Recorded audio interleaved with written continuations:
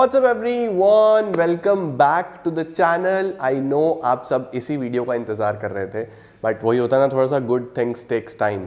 तो मुझे थोड़ा सा पीपीटी सही कराना था क्योंकि बहुत ज़्यादा ध्यान से बनानी पड़ती है कि बच्चों के लिए इंपॉर्टेंट सारे टॉपिक्स कवर हो, कॉन्सेप्ट्स भी कवर हो जाएं। तो आज की इस वीडियो में हम लोग पढ़ने वाले हैं यूनिट नंबर 2 और वन शॉट इसको भी कंप्लीट करेंगे और बहुत शानदार तरीके से आपका सिलेबस आगे बढ़ने वाला है।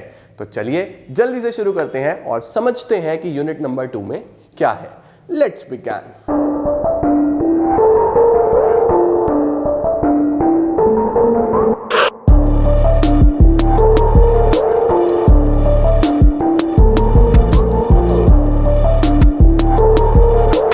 अब सर यूनिट का नाम क्या है? बच्चों यूनिट का नाम है एंटरप्रेन्योरियल प्लानिंग। कि बीइंग एन एंटरप्रेन्योर, हमने चैप्टर नंबर 1 में आइडिया के बारे में, किस तरीके से आइडिया आएगा, कैसे बिजनेस एनवायरनमेंट को स्कैन करना है, कैसे सेंस करना है, ये सब चीजें पढ़ी थी। अब हमारे पास जो कॉन्सेप्ट आने वाले हैं वो आएंगे कि एज एन एंटरप्रेन्योर आपको कौन कौन से प्लान्स बनाने पड़ेंगे और किस तरीके से आप फॉर्म ऑफ ऑर्गेनाइजेशन डिसाइड करते हो। तो इस पर्टिकुलर चैप्टर में मेनली हमें सबसे पहले तो ये पढ़ना है कि कौन से फॉर्म ऑफ बिजनेस ऑर्गेनाइजेशंस होते हैं और उसके साथ साथ फिर हमें ये पढ़ना है कि कितने तरीके के बिजनेस प्लान्स हो सकते हैं। तो आइए जल्दी से शुरू करते हैं बच्चों। सबसे पहले कितने तरीके की प्राइवेट सेक्टर एंटरप्राइजेस हो सकती हैं। अब एंटरप्रेन्योर काम तो प्राइवेट सेक्टर में ही करेगा, तो सबसे पहले और सबसे इजीएस्ट फॉर्म होता है बेटा सोल प्रोप्राइटरशिप। सोल प्रोप्राइटरशिप का मतलब, सोल मतलब सिंगल, प्रोप्राइटर मतलब ऑनर, कि जब एक बिजनेस का अकेला ऑनर होगा, उसी के सारे प्रॉफिट्स, उसी का सारा रिस्क, उसी के सारे रिवॉर्ड, सब कुछ उसी का, सोल प्रोप्राइटरशिप। दूसरा होता है पार्टनरशिप। सर पार्टनरशिप क्या है? पार्टनरशिप होता है जब 2 या 2 से ज्यादा लोग मिलके कोई बिजनेस करते हैं, उसको हम पार्टनरशिप बोलते हैं। कि 2 लोग आए, 3 लोग आए, 4 लोग आए, वो कॉमन ऑब्जेक्टिव के साथ बिजनेस करेंगे, प्रॉफिट्स एंड लॉसेस को शेयर करेंगे, इसको पढ़ेंगे। कंपनी, फिर कंपनी का मतलब होता है और बड़ा फॉर्म ऑफ बिजनेस ऑर्गेनाइजेशन। आपने एक पर्टिकुलर बिजनेस ऑर्गेनाइजेशन बनाया जिसको आपने रजिस्टर कराया और as a separate legal entity अपना बिजनेस करना चालू करा, उसमें प्राइवेट कंपनी, पब्लिक कंपनी सब पढ़ेंगे। ये दोनों बच्चों बस आपको पता होने चाहिए। आपके सिलेबस में 3 ही मेन लिखे गए हैं, सोल प्रोप्राइटरशिप, पार्टनरशिप और कंपनी। तो इनको हम डिटेल में पढ़ेंगे। 2 और होते हैं, तो आई थॉट कि कुछ भी छोड़ना नहीं है तो बता दूं बच्चों को।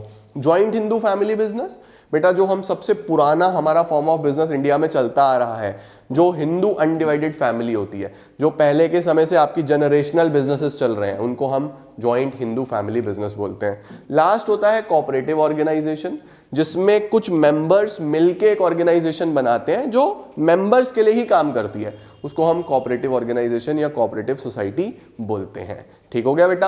अब हम इन तीनों को डिटेल में पढ़ेंगे, फिर टाइप्स ऑफ बिजनेस प्लान्स पढ़ेंगे, खत्म हो जाएगा यूनिट। आओ शुरू करते हैं। सबसे पहले आ रहा है बेटा सोल प्रोप्राइटरशिप। अब सोल प्रोप्राइटरशिप मैंने आपको पहले ही बता दिया। सोल का मतलब होता है सिंगल या फिर ओनली। सोल इंप्लाइज ओनली और प्रोप्राइटर का मतलब ऑनर।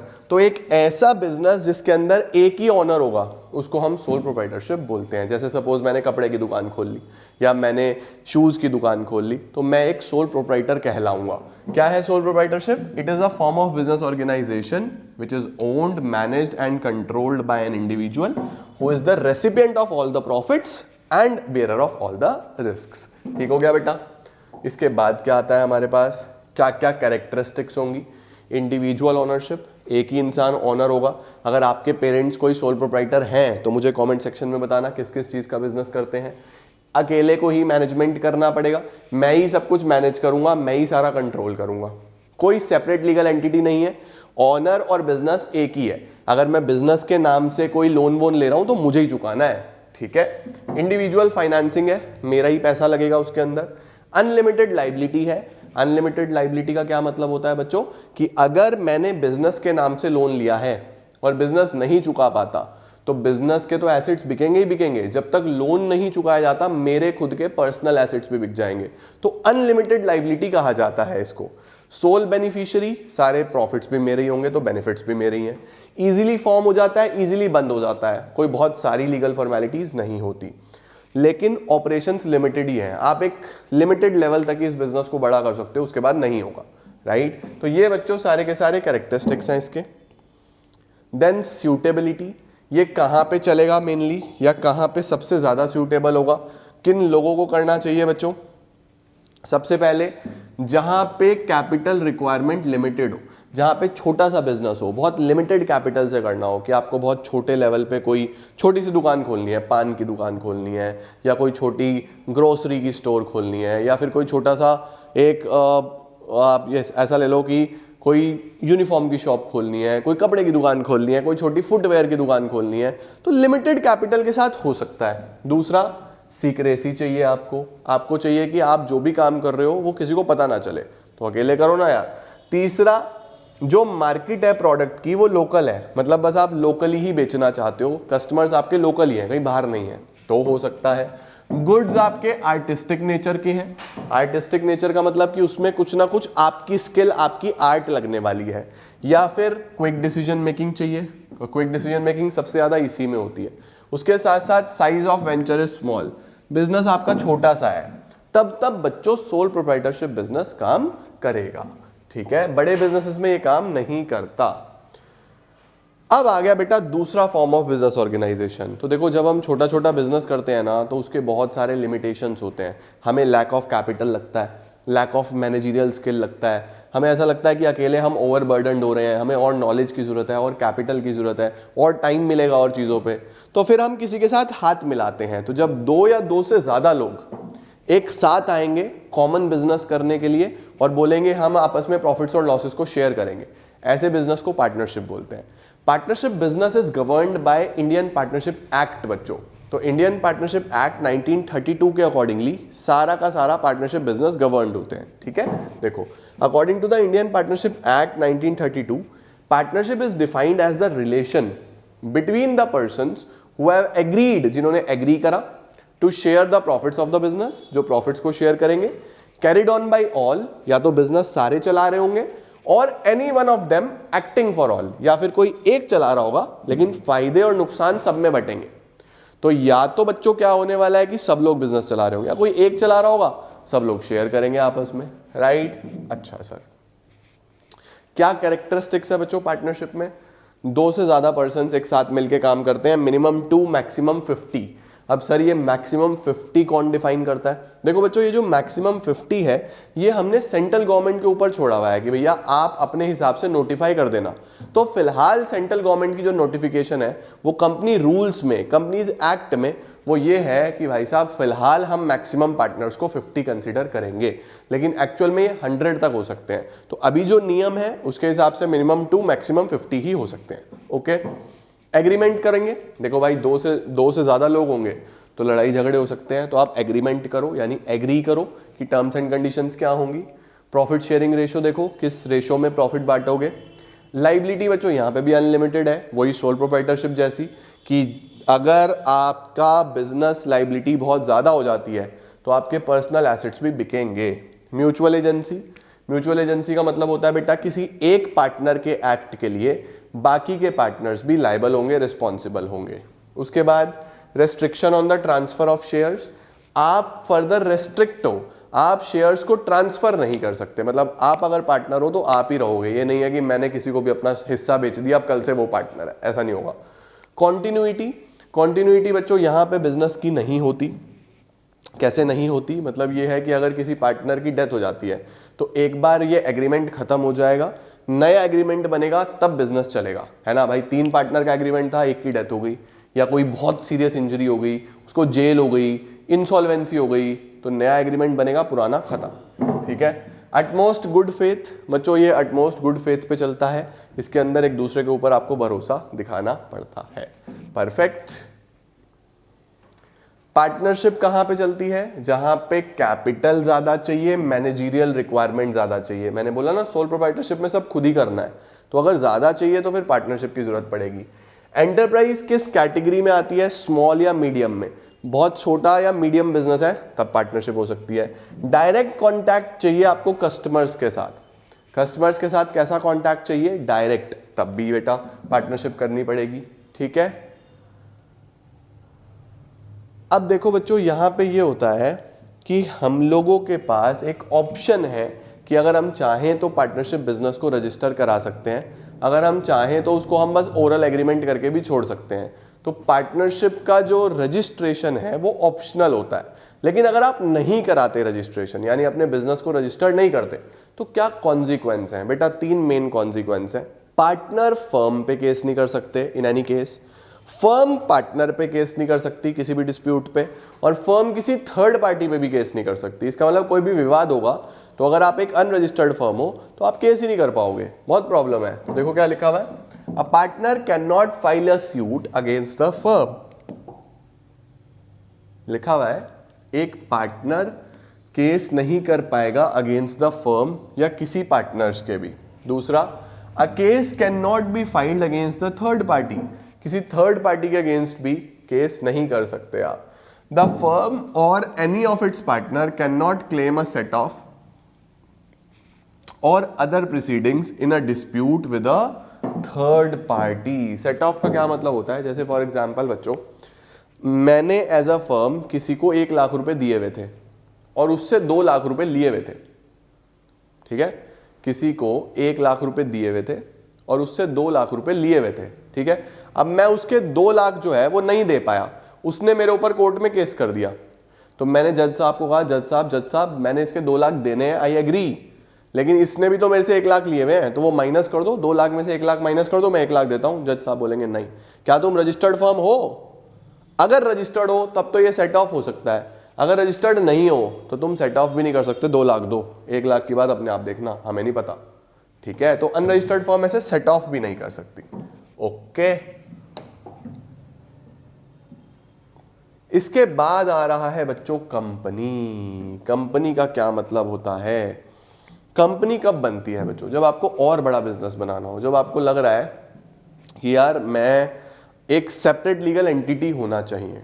देखो मेनली जो कंपनी बनाने का कारण होता है ना लोगों का, जो लोग कंपनी बनाते हैं वो क्या क्या होता है, देखो मैं तुम्हें बताता हूं। मेन जो कारण होता है वो होता है separate legal entity,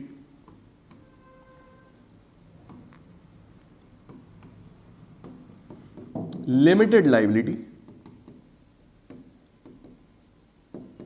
परपीचुअल succession.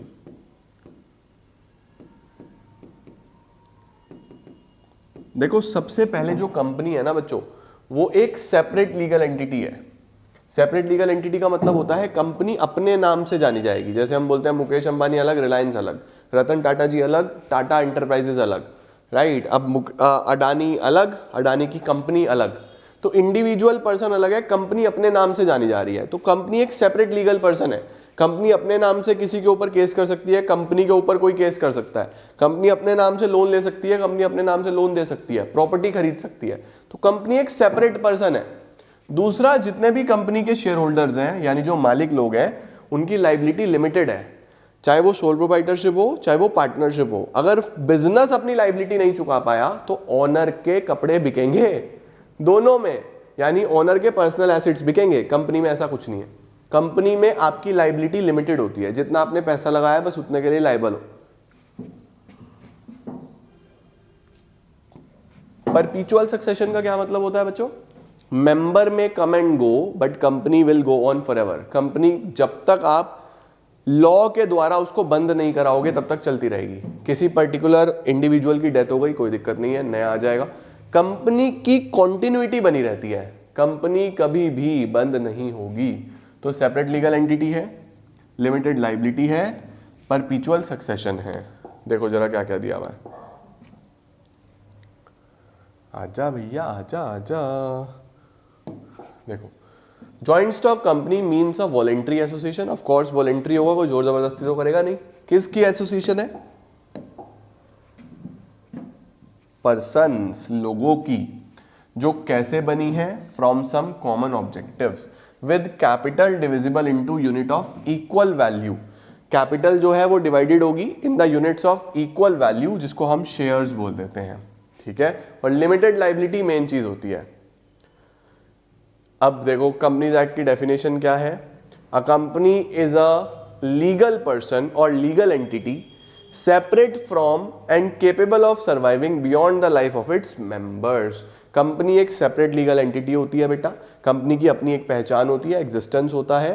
Company के पास सेपरेट लीगल एंटिटी है, परपीचुअल सक्सेशन है, कॉमन सील है। कंपनी की डेफिनेशन एक्ट में क्या दी है? It is a company incorporated, registration compulsory है, रजिस्ट्रेशन के बिना कंपनी नहीं होगी। Incorporated under the companies act or under any previous company law, या तो 2013 में जो लेटेस्ट एक्ट है वहां पे आपका रजिस्ट्रेशन होना चाहिए, या उससे पहले वाला 1956 या उससे पहले वाले में भी हो सकता है। ठीक है, परफेक्ट सर, क्या बात है। कंपनी के क्या क्या कैरेक्टरिस्टिक्स हैं ये इंपॉर्टेंट है बच्चों। वॉलेंट्री एसोसिएशन, जोर जबरदस्ती से नहीं बनती। आर्टिफिशियल पर्सन, आप एक आर्टिफिशियल पर्सन हो, कंपनी अपने नाम से जानी जाती है। सेपरेट लीगल एंटिटी अलग है ऑनर्स से। कॉमन सील, कॉमन सील बच्चों सिग्नेचर ऑफ द कंपनी को बोलते हैं, जहां जहां कंपनी साइन करेगी वहां वहां स्टैंप लगेगा कंपनी के नाम का। लिमिटेड लाइबिलिटी, कंपनी में जितने भी मेंबर्स होते हैं जिन्होंने पैसा लगाया है उन सबके पर्सनल एसेट्स सेफ है। अगर कंपनी कोई भी लाइबिलिटी लेती है तो कंपनी की ही एसेट्स बिकेंगे। ओनर्स की या शेयर होल्डर के सिर्फ उतना ही पैसा लाइबल है वो जितना उसने शेयर्स खरीदे हुए हैं। उसके बाद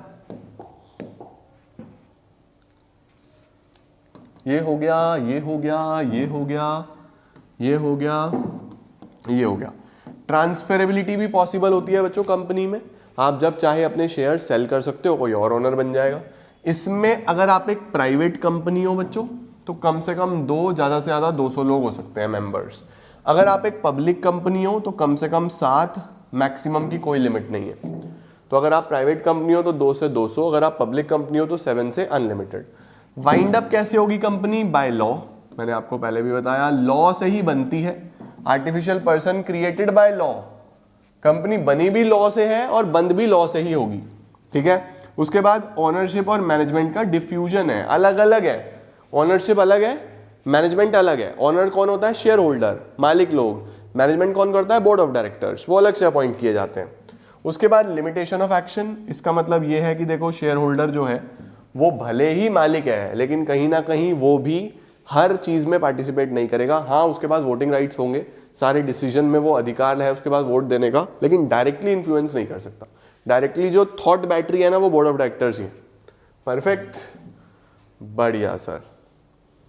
कितने तरीके की कंपनी हो सकती है बच्चों? Private company, public company, 1 person company, OPC. ये लेटेस्ट है, एग्जाम पॉइंट ऑफ व्यू से भी इंपॉर्टेंट है। 2013 में ही ओपीसी आया है, 2013 से पहले ओपीसी नहीं होता था। ठीक है, तो अगर कोई एक इंसान है जो खुद को कंपनी बनाना चाहता है तो वो क्या कर सकता है? वो सोल प्रोप्राइटर होते हुए भी कंपनी बना सकता है, उसको हम क्या बोल देंगे? 1 पर्सन कंपनी। ठीक है, अब देखो प्राइवेट कंपनी कौन सी होती है बच्चों? प्राइवेट कंपनी वो है जो प्राइवेट इंडिविजुअल्स 2 से 200 लोग बना सकते हैं, उसके अंदर जनता का कोई पैसा नहीं लगता। 2 लोग आए मिलके या 3 लोग आए या 4 लोग आए, मैक्सिमम 200 लोग आ सकते हैं जो अपना पैसा लगाएं, खुद को रजिस्टर करें कंपनीज एक्ट में और बिजनेस करें। उनकी एक सेपरेट लीगल एंटिटी हो जाएगी, कंपनी के नाम के पीछे प्राइवेट लिमिटेड लगेगा और वो बिजनेस कर पाएंगे, प्राइवेट कंपनी हो जाएगी। पब्लिक कंपनी कब होती है? जिसके अंदर कम से कम 7 लोग चाहिए, मैक्सिमम तो कितने भी हो सकते हैं, अनलिमिटेड। और पब्लिक कंपनी जनता को शेयर्स इशू कर सकती है, यानी कि पब्लिक उसके अंदर अपना पैसा लगा देती है, उसको हम क्या बोल देते हैं? Public company. ये अपने नाम के पीछे लिमिटेड लगाती है, इसमें मिनिमम 7, मैक्सिमम अनलिमिटेड होते हैं। और ओपीसी मैंने आपको बताई दिया 1 पर्सन अकेला ही करेगा। ठीक है, private company means a company having a minimum paid up capital as may be prescribed. सबसे पहले तो जितना उसका आर्टिकल्स में मिनिमम पेड अप कैपिटल होगा वो हो सकता है। ट्रांसफर नहीं होते इसके अंदर शेयर्स आप ही के पास रहने वाले हैं, ट्रांसफर नहीं होंगे। Except in the case of 1 person company, limit the number of its member to 200। अब 1 पर्सन कंपनी भी एक प्राइवेट ही कंपनी होती है, तो 1 पर्सन कंपनी को छोड़ के बाकी सारी प्राइवेट कंपनीज में मैक्सिमम नंबर ऑफ मेंबर्स 200 हो सकते हैं। Prohibits any invitation to the public, जनता इसके अंदर पैसा इन्वेस्ट नहीं कर सकती बच्चों। ठीक है, ये प्राइवेट कंपनी है। पब्लिक कंपनी कौन सी है? जो प्राइवेट नहीं है। ठीक है, जितने भी कैरेक्टरिस्टिक्स हैं पब्लिक कंपनी के वो क्या क्या है? Minimum 7, no upper limit, 7 member कम से कम चाहिए, अपर लिमिट कोई नहीं है।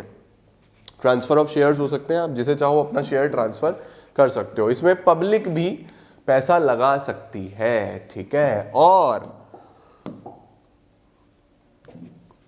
ये अपने नाम के पीछे क्या लगाती है? खाली लिमिटेड। ये अपने नाम के पीछे बच्चों वर्ड लगाती है लिमिटेड। प्राइवेट कंपनी क्या लगाती है? Private limited. और भी मैं आपको बताऊं अगर तो नंबर ऑफ डायरेक्टर्स प्राइवेट में कम से कम 2, इसके अंदर कम से कम 3, ये तो चाहिए ही चाहिए। ठीक है, डिफरेंस देख लो। सबसे पहले मेंबर 2 से 200, 7 से अनलिमिटेड। नंबर ऑफ डायरेक्टर कम से कम 2, कम से कम 3, मैक्सिमम 15 हो सकते हैं बच्चों, ठीक है। इंडेक्स ऑफ मेंबर्स एक डॉक्यूमेंट है जिसके अंदर मेंबर की सारी जानकारी होती है। प्राइवेट के लिए वो कंपलसरी नहीं है, पब्लिक के लिए बच्चों वो कंपलसरी है।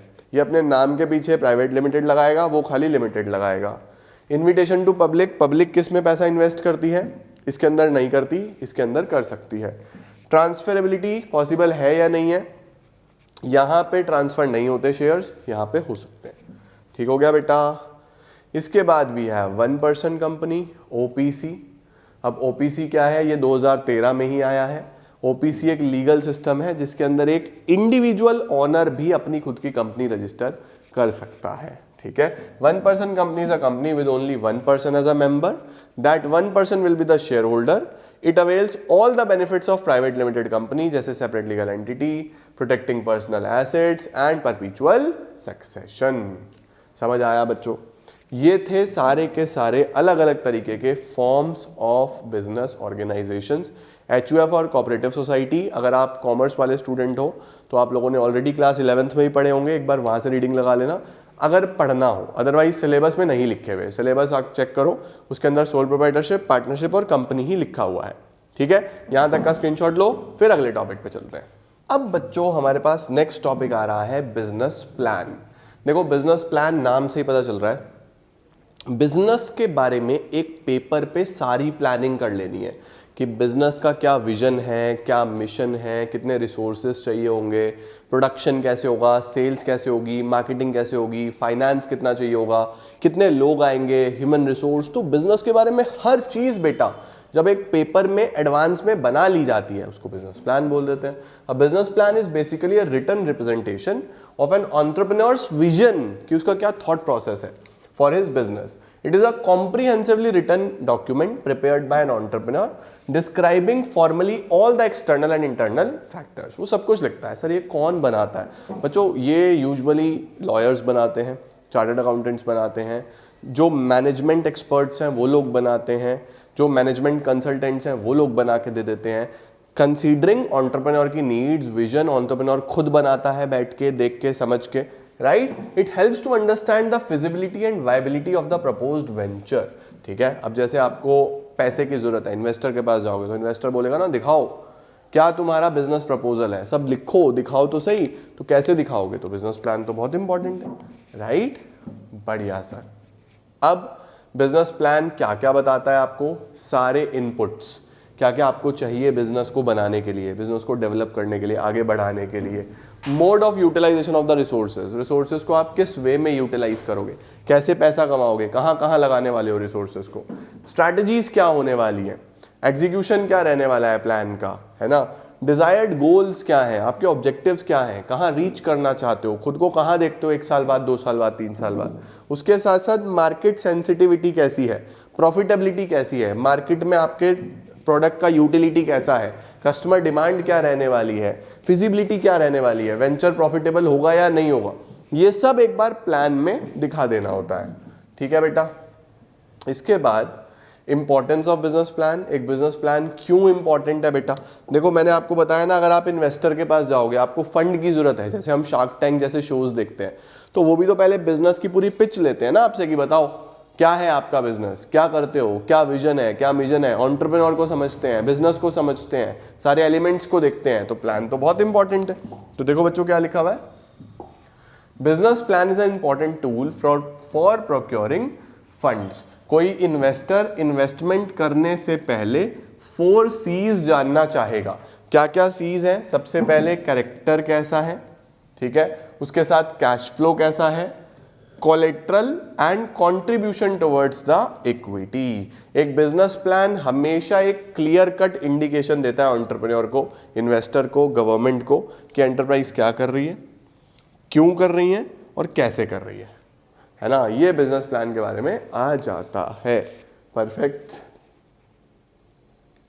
इसके बाद बच्चों बिजनेस प्लान कितने तरीके के हो सकते हैं? 4 तरीके के हो सकते हैं बेटा।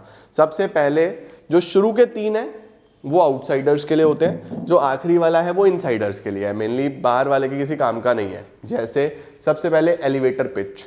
एलिवेटर पिच बेटा एक 3 मिनट का छोटा सा समझ लो ओरल पिच है, जिसमें आपने शॉर्ट में अपने बिजनेस को पूरा का पूरा डिफाइन कर दिया। तो 3 मिनट का छोटा सा एक अपने बिजनेस को डिफाइन करना, एक पिच देना, उसको एलिवेटर पिच बोल देते हैं। This format is often used as a teaser, मैंने बोला ना टीजर है एक छोटा सा, टू अवेकन द इंटरेस्ट, ताकि इंटरेस्ट डेवलप हो पाए इन्वेस्टर का, कस्टमर का, पार्टनर्स का। ठीक है, जब इसको थोड़ा डिटेल्ड बना देंगे तो पिच डेक, इसको हम पिच डेक बोल देते हैं, जिसको हम थोड़ा सा डिटेल्ड बनाते हैं, थोड़ा बेटर वे में लिखते हैं, अपने आइडियाज को, अपने विजन को, अपने मिशन को, हर चीज इसके अंदर लिख के चलेंगे। It is mean to trigger the discussions, ताकि प्रॉपर डिसीजन हो सके।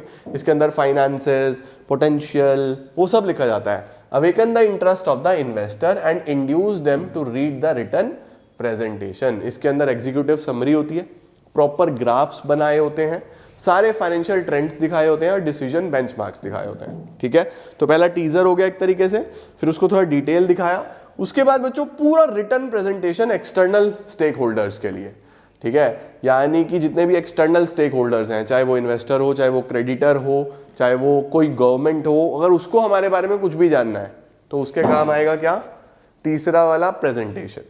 फिर हम एक इंटरनल ऑपरेशंस के लिए बनाते हैं, जितने भी हमारे ऑर्गेनाइजेशन के अंदर अंदर चीजें चल रही हैं जो इंटरनली हमारे लिए इंपॉर्टेंट है, इंटरनल डिसीजंस हैं, इंटरनल फंड्स हैं, इंटरनल ऑब्जेक्टिव्स हैं, अंदर की बात, ये बाहर वालों तक नहीं जाती, तो बाहर वालों के लिए होता भी नहीं है ये। ठीक है, detailed plan describing planning details that are needed by management but may not be of interest to external stakeholders. Screenshot ले लो। अब क्या फॉर्मेट होता है बच्चों बिजनेस प्लान का, देखो फॉर्मेट बहुत अच्छे से समझ लेना, फॉर्मेट एग्जाम में आ सकता है कि बना के दिखाओ। तो सबसे पहले इंट्रोडक्टरी पेज होगा। इंट्रोडक्टरी में आप क्या क्या दोगे, क्या नाम है, क्या एड्रेस है बिजनेस का, प्रिंसिपल्स कौन कौन है, ठीक है, ओनर्स के बारे में बताओगे, हर चीज बारे में बताओगे, नेचर ऑफ बिजनेस क्या है, किस तरीके का धंधा है, स्टेटमेंट्स लिखोगे कि कितने कितने पैसे की जरूरत है, किस तरीके से चाहिए। ठीक है, कॉन्फिडेंशियलिटी, कॉन्फिडेंशियलिटी का मतलब जितनी भी चीजें हैं वो सच हैं और कॉन्फिडेंशियल हैं, बहुत बढ़िया। उसके बाद एग्जीक्यूटिव समरी, एग्जीक्यूटिव समरी का मतलब बेटा अभी मैंने ऊपर बताया ना 3-4 पेजेस जिसके अंदर पूरा बिजनेस प्लान होगा। इंडस्ट्री एनालिसिस, कि इंडस्ट्री को आप कितना अच्छे से समझते हो, कहाँ खुद को देखते हो, फ्यूचर आउटलुक क्या है, ट्रेंड्स क्या है, कॉम्पिटिटर क्या कर रहे हैं, इंडस्ट्री के बारे में लिखना है इसके अंदर। इसके बाद बच्चों डिस्क्रिप्शन ऑफ द वेंचर, आप कौन हो, आपका प्रोडक्ट क्या है, आपका सर्विस क्या है, वो सब लिखना है इसमें, product, service, size of the business. उसके बाद पूरा प्रोडक्शन प्लान, नाम में ही है प्रोडक्शन प्लान, आप कैसे मैन्युफैक्चर करोगे, किस तरीके से आप कहाँ से रिसोर्सेज सारे के सारे अरेंज करके कौन कौन सी मशीनें लगेंगी, सब प्रोडक्शन के बारे में सब लिख दो इसके अंदर। मैन्युफैक्चरिंग का क्या प्रोसेस रहेगा, फिजिकली प्लांट कौन सा चाहिए, मशीनरी कौन सी चाहिए, सप्लायर कौन कौन है जहाँ से रॉ मटेरियल आएगा।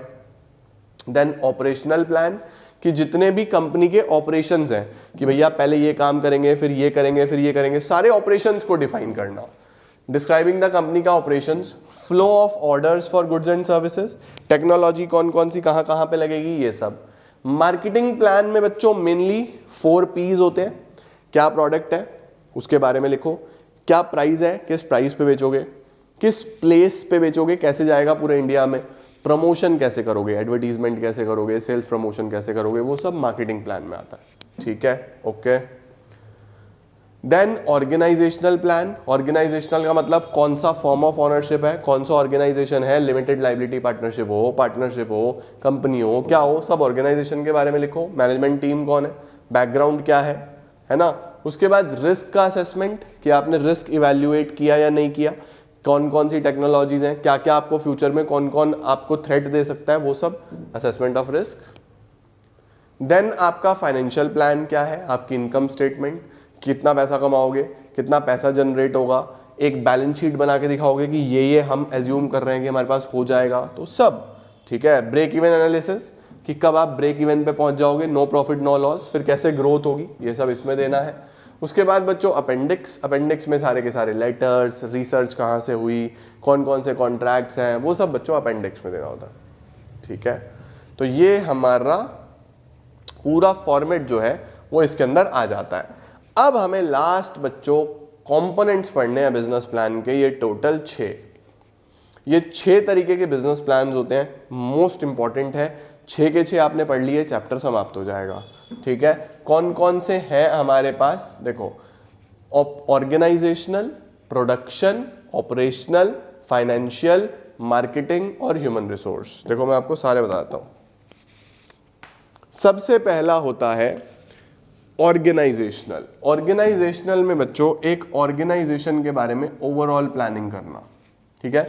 प्रोडक्शन में सब कुछ अबाउट मैन्युफैक्चरिंग, जब मैन्युफैक्चर करने वाले हो, आपका रॉ मटेरियल,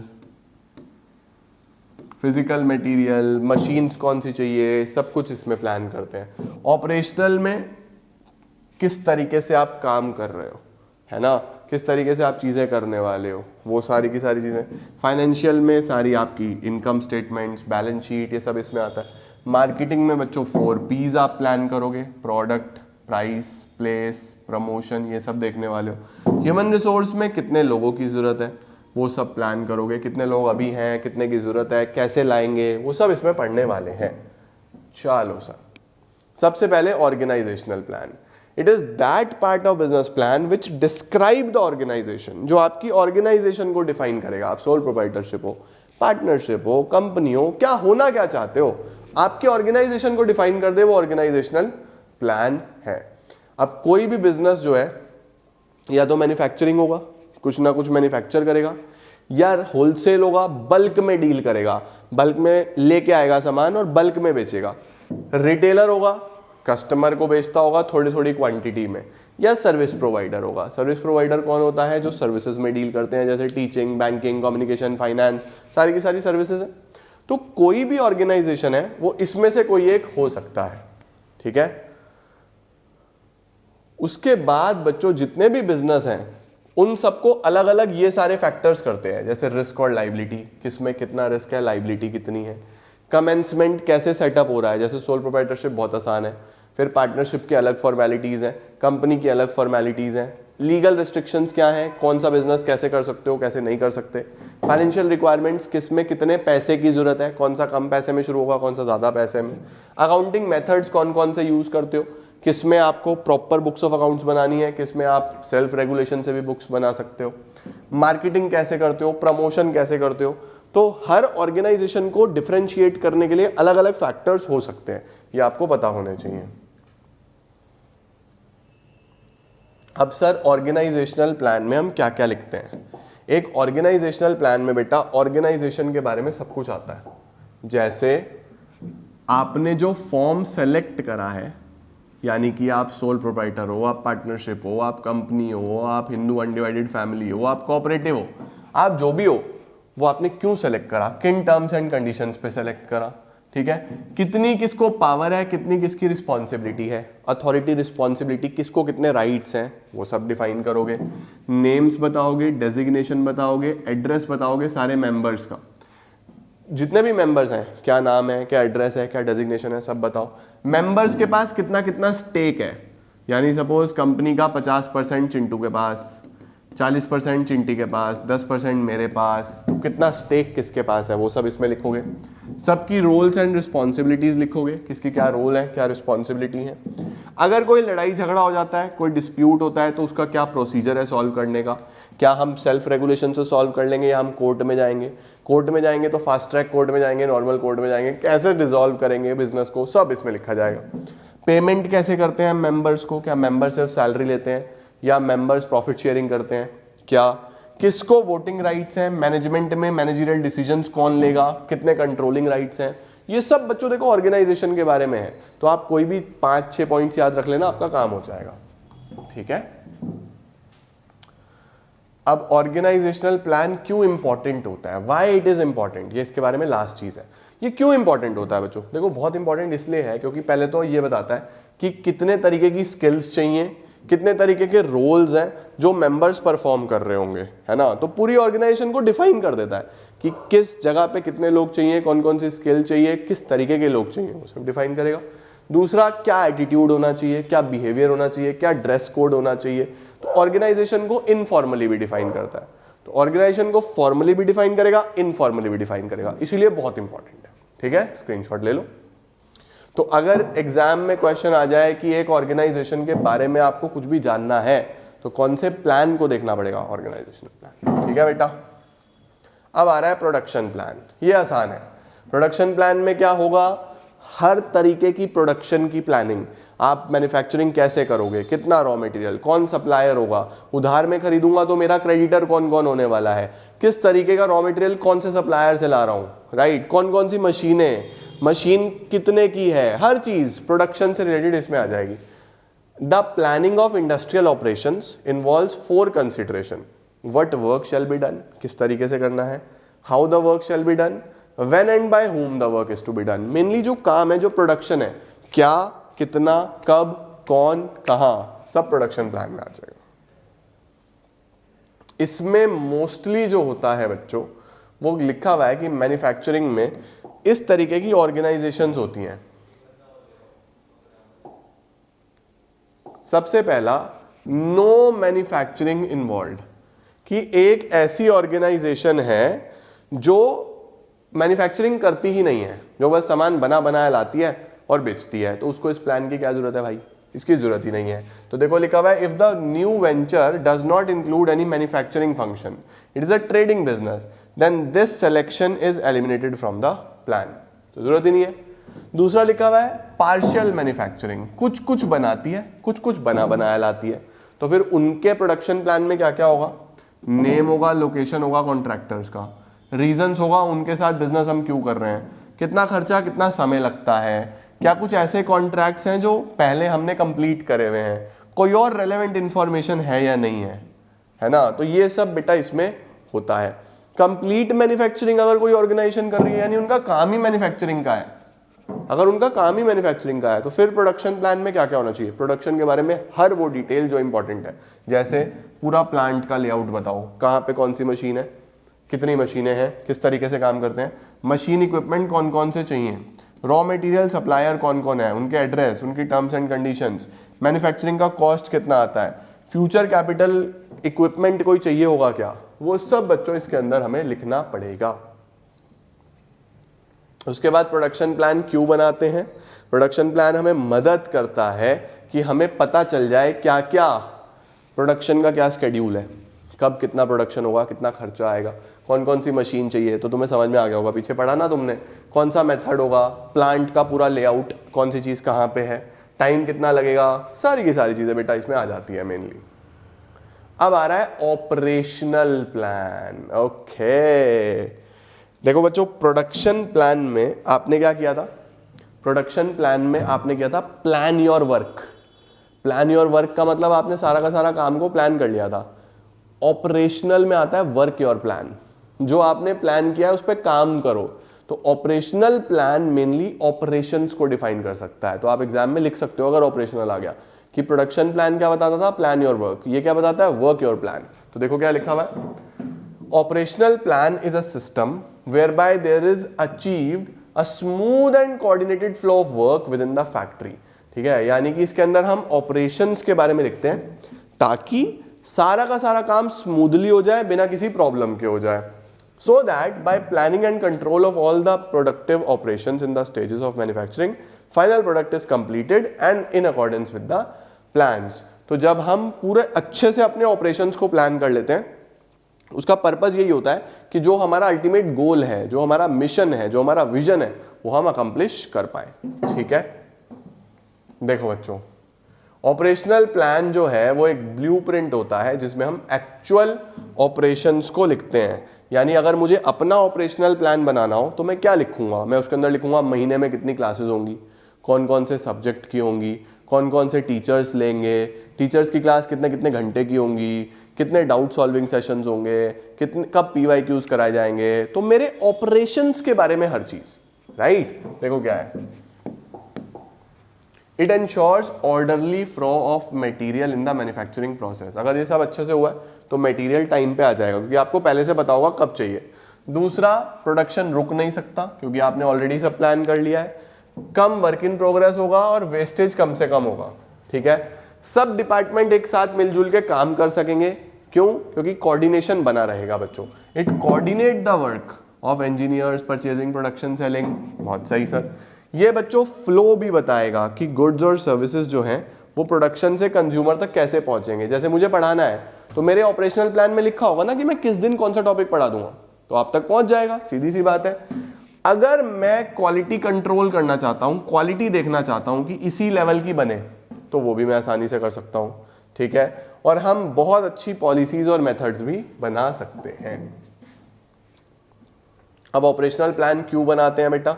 हमारे सारे के सारे ऑपरेशंस को एडवांस में प्लान करने के लिए, ताकि हम अपना प्रोडक्शन जो है वो एडवांस में प्लान कर पाएं, एग्जैक्ट रूट पता चल जाए। अगर हम पहले से प्लान बना लेते हैं तो पता चलता है ना पहले क्या करना है, बाद में क्या करना है, उसके बाद क्या करना है। हमें पता चल जाए कि स्टार्टिंग और फिनिशिंग डेट्स क्या होने वाली हैं हमारे सारे काम की, उसके साथ साथ पूरी प्रॉपर मूवमेंट ऑफ गुड्स हो सके, ठीक है। इसके बाद ऑपरेशनल प्लान में क्या क्या आता है, ये इंपॉर्टेंट है बच्चों, this is very important. Sir operational plan में क्या क्या आता है? नंबर 1 राउटिंग या रूटिंग। राउटिंग या रूटिंग होता है कि आप हमें एग्जैक्ट पाथ बता दो, एग्जैक्ट पाथ बता दो कि हमारा जो गुड्स और सर्विस है वो किस तरीके से बनने वाला है।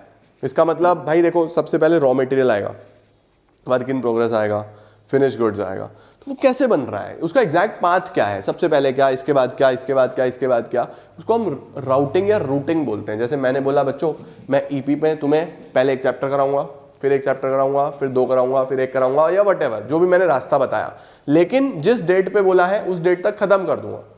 तो जिस डेट पे बोला है उस डेट तक खत्म कर दूंगा, तो मैंने आपको एक रास्ता बता दिया कि क्या कैसे, दिस इज रूटिंग, ठीक है।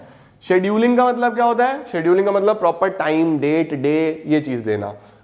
सबसे पहले रूटिंग देख लो, a process concern with determine exact route और path a product has to follow, right. उसके बाद किस टाइम, किस दिन, किस डेट पे ऑपरेशंस चलेंगे, वो सब। डिस्पैचिंग, डिस्पैचिंग का मतलब होता है कि वर्क जो परफॉर्म हो रहा है वो एग्जैक्टली किस दिन पे होना है, यानी सारे ऑर्डर देना, इंस्ट्रक्शन देना। Issuing necessary order, instructions and guidelines relating to the work to be performed. तो रूटिंग होगा, शेड्यूलिंग होगा, डिस्पैचिंग होगा और फिर फॉलोअप होगा। फॉलोअप में क्या होता है? इवैल्यूएशन करना है, चेक करना है कि काम ठीक से हुआ है नहीं हुआ है, बोलते हैं ना उससे फॉलोअप ले लो। फॉलोअप का मतलब चेक करो, काम सही चल रहा है, फोन करा जाता है, हाँ भाई काम सही चल रहा है, बढ़िया चल रहा है। This element relates to evaluation and appraisal of work performed. It is helpful in early detection of errors and helps all the entrepreneurs to. अब देखो बच्चों, अगर काम आप कर रहे हो और आप टाइमली उसको इवैल्यूएट कर रहे हो, तो अगर कोई गलती हो रही है आपके लिए वो गलती ढूंढना आसान है, इजीली हो सकती है ना। देखो, it develops way to review the situation, review कर लो क्या चल रहा है, चेक कर लो कि परफॉर्मेंस में कुछ गड़बड़ तो नहीं हो रही, कहीं आप लैग तो नहीं कर रहे। अगर कोई प्रॉब्लम आ रही है, ऑब्स्टेकल्स आ रहे हैं, तो उसको रिमूव कर दो, ठीक है। फिर इंस्पेक्शन होता है, इंस्पेक्शन का मतलब पूरा ही कंपेयर करना कि ठीक से काम हुआ है या नहीं हुआ है। और शिपिंग का मतलब तो आप जानते ही हो, प्रोडक्ट को कस्टमर तक पहुंचाना। तो मेरे ऑपरेशंस के बारे में सब कुछ इसमें लिखा हुआ है, ठीक है। तो पहले ऑर्गेनाइजेशन के बारे में, फिर प्रोडक्शन, सिर्फ प्रोडक्शन के बारे में, फिर मेरे सारे ऑपरेशंस के बारे में ऑपरेशनल प्लान। इसके बाद बच्चों, ऑपरेशनल प्लान को क्या क्या चीजें इफेक्ट करती हैं, कौन सा वेंचर है, कौन सा प्रोडक्ट बनाता हूं, कौन सी टेक्नोलॉजी यूज करता हूं, किस स्केल पे बिजनेस कर रहा हूं, क्या मैं स्मॉल स्केल पे हूं, बड़े स्केल पे हूं, बहुत बड़े स्केल पे हूं, इससे भी मैटर करता है ना बच्चों। अब एक छोटा सा बिजनेस है, उसका ऑपरेशनल प्लान भी छोटा सा होगा भाई। टेक्नोलॉजी कितनी यूज करता है, ये बहुत इंपॉर्टेंट होता है ना। अब आ रहा है बच्चों फाइनेंशियल प्लान। ये तो नाम से ही तुम्हें पता चल रहा है, फाइनेंशियल का मतलब यहाँ पे तुम बजटिंग करोगे। बजटिंग का मतलब हर चीज का हिसाब बनाओगे, कितना खर्चा, कहाँ पे, किस डिपार्टमेंट में कितना खर्चा आएगा, हर चीज की बजट बनाना। जैसे घर में बजट बनाते हैं ना, फैमिली बजट, वैसे बिजनेस का बनाएंगे। देखो क्या लिखा है, finance is the life blood of any organization, और मोस्ट इंपॉर्टेंट होता है। तो फाइनेंस अवेलेबल होना चाहिए सही समय पे, है ना। Together the 5 M's of business. अगर एक एंटरप्रेन्योर को 5 M एक साथ लेके आने हैं तो फाइनेंस चाहिए। 5 M कौन से हैं? मैन, मटेरियल, मशीन, मेथड और मनी। ये सब फाइनेंस से ही पॉसिबल है ना। बढ़िया सर। अब देखो क्या है, एक एंटरप्रेन्योर फाइनेंशियल प्लान बनाने से पहले ये चीजें अपने दिमाग में रखेगा। बच्चों बहुत आसान है, ठीक है, बहुत बहुत बहुत आसान। सबसे पहला क्या, कितना। ये हमने फाइनेंशियल प्लानिंग बिजनेस स्टडीज में ही पढ़ा हुआ है। ये वही है, कितना पैसा चाहिए, कहां से, वो पैसा कहां से आएगा, क्या मैं शेयर इशू करूं, क्या मैं डिवेंचर इशू करूं, क्या मैं अपनी सेविंग यूज कर लूं। तो पहले तो कितना पैसा, कहां से आएगा, उसके बाद कहां पे, कहाँ पे इस पैसे को लगाएंगे, exact assessment of the revenue, कहाँ से पैसा कमाएंगे, कितना खर्चा, कितना प्रॉफिट, कितना कैश फ्लो, स्टॉक कितना, इन्वेंट्री कितना, लोन को कैसे यूटिलाइज करेंगे, सब।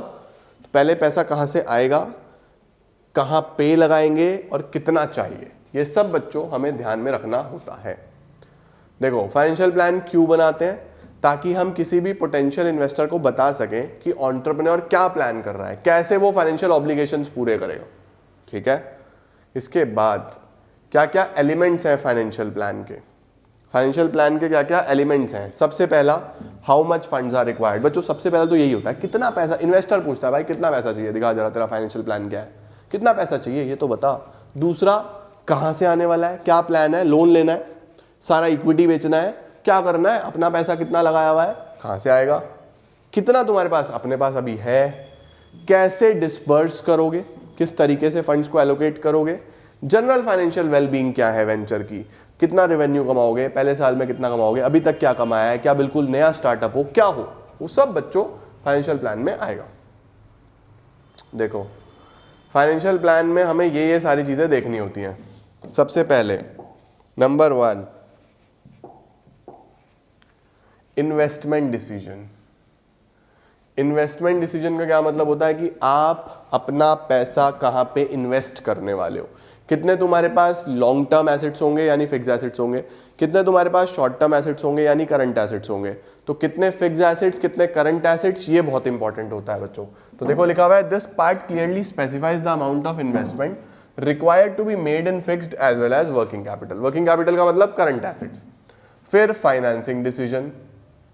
फाइनेंसिंग डिसीजन का मतलब है कि बच्चों पैसा किस सोर्स से आएगा आपके पास, क्या आप पैसा अपना लगाने वाले हो, सेविंग्स या रिटेन्ड अर्निंग्स, क्या आप शेयर्स इशू करना चाहते हो, क्या आप बैंक लोन लेना चाहते हो, बैंक लोन, क्या आप डिवेंचर इशू करना चाहते हो पब्लिक में, या क्या सोचा है तुमने, है ना, ये बहुत इंपॉर्टेंट है, पैसा कहां से आने वाला है। सही।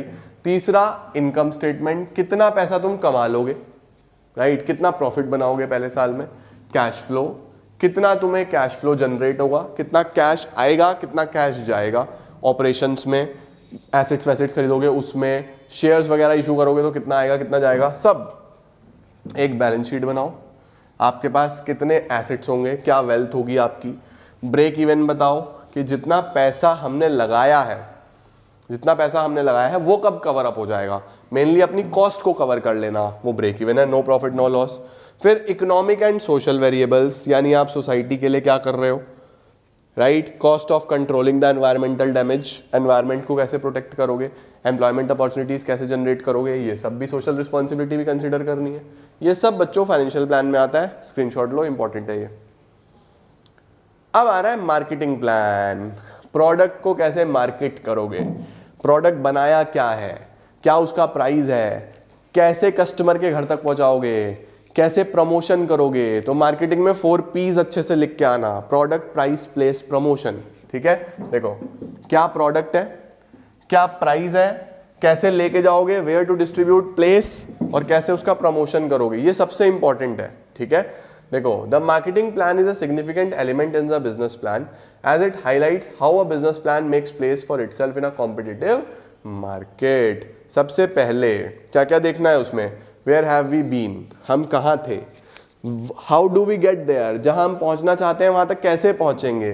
तीसरा, where do we want to go, हम कहाँ पहुंचना चाहते हैं, तो हम कहाँ पहुंचना चाहते हैं, हम कहाँ थे, और हम कैसे वहां तक पहुंचेंगे, ये पूरा मार्केटिंग प्लान में लिखना होता। ठीक है बेटा, अब देखो अगर हमें मार्केट प्लानिंग करनी है तो हमें क्या क्या चीजें दिमाग में रखनी है। मार्केट प्लानिंग का मतलब होता है जिस भी इंडस्ट्री में मैं हूं, जिस भी पर्टिकुलर मार्केट में मैं हूं, मैं उसे कैसे प्लान करूंगा। सबसे पहले मेरे एंड यूजर्स कौन है, यानी मेरे कस्टमर्स कौन है, कहां पे वो लोकेटेड हैं, कितना वो मेरे से बाय करेंगे, किससे खरीदते हैं, क्यों खरीदते हैं, यानी अपने कॉम्पिटिटर के बारे में भी जानना। ठीक है, प्रमोशन कैसे होगा, एडवर्टीजमेंट कैसे होगी, ये सब देखना। प्राइसिंग क्या रहने वाली है, मार्केट में प्राइसेस कितने ऊपर नीचे होंगे, क्या चेंजेस होंगे, मार्केट का क्या एटीट्यूड है अभी कॉम्पिटिटिव प्रोडक्ट पे, यानी जो कॉम्पिटिटर का प्रोडक्ट है उस पे कस्टमर का क्या सोच है, कौन से चैनल्स ऑफ डिस्ट्रीब्यूशन हम लोग यूज करेंगे, क्या हम डायरेक्ट सेलिंग करेंगे, जो बना रहे हैं वही बेचेंगे, या फिर हम बीच में होलसेलर, रिटेलर यानी इंटरमीडियरीज को लेंगे। उसके बाद बच्चों कॉम्पिटिटर हमारे कौन है, कहाँ से लोकेट करते हैं वो, कौन सी हम मार्केटिंग टेक्निक यूज करेंगे, हम सोशल मीडिया ऐड कराएंगे, टीवी पे ऐड कराएंगे, न्यूज़पेपर में ऐड कराएंगे, क्या करने वाले हैं हम अपने प्रोडक्ट के साथ, ओवरऑल ऑब्जेक्टिव क्या है कंपनी के अगले 5 साल में, कंपनी की स्ट्रेंथ क्या है, कंपनी की वीकनेस क्या है हमारी, और उसके साथ साथ हमारी प्रोडक्शन कैपेबिलिटीज क्या है, हम किस तरीके से प्रोडक्शन करते हैं, ये सब बच्चों मार्केट प्लानिंग में आ जाता है। स्क्रीनशॉट ले लिया। अब मार्केट प्लान अगर हमें बनाना है, पूरा मार्केटिंग प्लान बनाना है, तो हमें क्या करना पड़ेगा। देखो बच्चों, सबसे पहले नंबर 1 बहुत इंपॉर्टेंट है, इसको ध्यान से देख लेना। नंबर 1, अगर आप एक एग्जिस्टिंग एंटरप्राइज हो, आप ऑलरेडी एग्जिस्ट कर रहे हो, तो आप अपनी दिमाग लगाओ, अगर आप एक एग्जिस्टिंग एंटरप्राइज हो, आपके अगला साल प्लान करना है आपको मार्केटिंग के रिस्पेक्ट से, तो आप पहले एनालाइज करोगे ना अभी तक क्या कर रहे थे, कैसे कर रहे थे, क्या पॉजिटिव्स रहे, क्या नेगेटिव्स रहे, क्या गलती हुई, कौन कौन से आपने टूल्स यूज करे, फर्दर कौन सा आपके लिए सबसे बड़ा बेनिफिट दे सकता है, वो सब पढ़ोगे ना। तो एक रिव्यू करोगे अपनी पास्ट परफॉर्मेंस का, अपने अचीवमेंट्स का, और क्या क्या चीजें आपने करी हैं वो सब देखोगे। लेकिन अगर वेंचर नया है तो फिर ये सब आपको देखना पड़ेगा। तो अगर आप पुराने हो तब तो अपनी पास्ट परफॉर्मेंस को देखो, अपनी स्ट्रेंथ्स को देखो, वीकनेस को देखो, अकॉर्डिंगली काम करो, क्या चीज आपके लिए बेस्ट रिजल्ट्स लेके आई उस पर काम करो। अगर आप बिल्कुल नए हो तो सबसे पहले तो एंटरप्रेन्योर की क्या पर्सनल प्रोफाइल है, वो मार्केटिंग को कितना जानता है। दूसरा, प्रोडक्ट डेवलपमेंट पे कितना फोकस करना है, कैसे प्रोडक्ट बनाना है, क्योंकि देखो प्रोडक्ट ही तो मेन चीज है ना, वो कैसे बनेगा, कौन कौन सी नीड्स को वो सेटिस्फाई करता है। वो प्रोडक्ट नहीं बिकेगा जो कस्टमर की नीड्स को सेटिस्फाई नहीं करता, तो वो बहुत इंपॉर्टेंट है। कोई और एंटरप्राइज या एक्सपीरियंस हो एंटरप्रेन्योर का जो उसने पहले से चलाई हो। और मार्केटिंग सेगमेंटेशन, अगर आपने प्लान करी है कि मार्केट का ब्रेकआउट क्या है, कितना मार्केट शेयर है, आप कैसे कैप्चर करना चाहते हो, ये सब बच्चों ये बहुत इंपॉर्टेंट हो जाता है। इसके बाद आता है बच्चों मार्केटिंग में एक बहुत इंपॉर्टेंट चीज, identification of the target customer. अगर आपको अपनी मार्केट को आइडेंटिफाई करना है तो कैसे कर सकते हो आप, क्या चीजें रहने वाली हैं। जैसे सपोज मैं जियो हूं, अब अगर मैं नया नया आया हूं तो मुझे अपना पहले कस्टमर देखना होगा कि मैं कहां पहुंचना चाहता हूं, मैं रिच सेक्शन में पहुंचना चाहता हूं, मैं मिडिल क्लास में पहुंचना चाहता हूं, मैं पुअर सेक्शन में पहुंचना चाहता हूं। तो पहले मुझे अपनी मार्केट को आइडेंटिफाई करना होगा। तो देखो लिखा हुआ है, डिसाइडिंग व्हाट जनरल मार्केट और industry wish to buy. Industry क्या खरीदना चाहती है, मार्केट क्या खरीदना चाहती है, उसका रिसर्च करना पड़ता है। मार्केट को छोटे छोटे ग्रुप्स में तोड़ना पड़ता है, ठीक है। उसके बाद क्या चेक करना है, कस्टमर के कैरेक्टरिस्टिक्स, कस्टमर की क्या ज्योग्राफी है, कहाँ रहता है, डेमोग्राफी क्या है, रिच है, पुअर है, क्या है। उसके बाद बाइंग सिचुएशन क्या है, बाइंग कंडीशन क्या है, कितने टाइम के लिए कस्टमर मेरा प्रोडक्ट यूज करता है, क्या बेनिफिट्स होंगे, ये सब बच्चों कस्टमर मार्केट आइडेंटिफिकेशन में चलता है।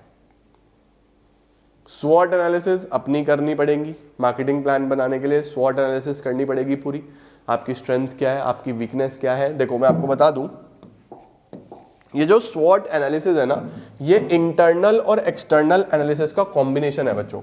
ये स्ट्रेंथ और वीकनेस इंटरनल होती हैं और अपॉर्चुनिटी थ्रेट्स एक्सटर्नल होती हैं। एंटरप्रेन्योरशिप बहुत ही प्रैक्टिकल सा सब्जेक्ट है, अगर आप इसको बढ़िया तरीके से समझ लो तो आपके लिए बहुत आसान है। देखो अलग अलग तरीके के प्लान ही तो बना रहा हूं मैं, ऑर्गेनाइजेशन का प्लान, प्रोडक्शन का प्लान, मेरे ऑपरेशंस का प्लान, मेरा फाइनेंस का प्लान, मेरा मार्केटिंग का प्लान, उसके बाद मेरा ह्यूमन रिसोर्स का प्लान, खत्म। 6 तरीके के प्लान है, यही 6 मेन डिपार्टमेंट्स होते हैं, है ना। तो तुमने अच्छे से अपनी लैंग्वेज में भी लिखा ना बच्चों, बढ़िया नंबर मिल जाएंगे, तो टेंशन मत लेना। स्ट्रेंथ और वीकनेस मेरे अंदर है, तो मेरी क्या स्ट्रेंथ है, मेरी क्या वीकनेस है, मुझे ये देखना है। बाहर से मुझे क्या अपॉर्चुनिटी आ रही है, कौन मेरे लिए थ्रेट है, कौन मुझे नुकसान पहुंचा सकता है, मुझे ये देखना है, ठीक है। तो ये बहुत इंपॉर्टेंट होता है। ऑल दीज टुगेदर मेक स्वॉट, इससे स्वॉट बनता है, ठीक है। इसके बाद आता है बच्चों एस्टेब्लिशमेंट ऑफ गोल्स, हम कहां पहुंचना चाहते हैं।